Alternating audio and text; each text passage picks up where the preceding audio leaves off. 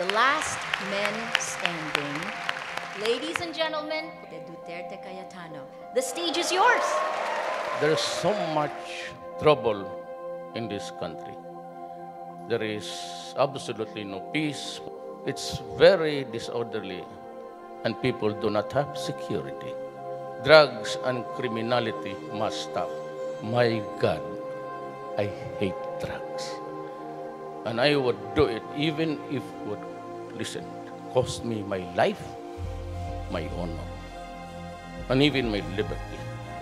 Crime, drugs, corruption in government, we will finish them. We have to improve the economy. We should start with the land. Kasi tayo, agricultural based ang Pilipinas. Ang partido ko, bayan. Peace and order 24/7, Luzon, Visayas, Mindanao.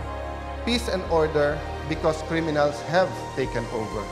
I urge you, support this man. He will not disappoint you. Good afternoon. Maraming salamat po sa inyo.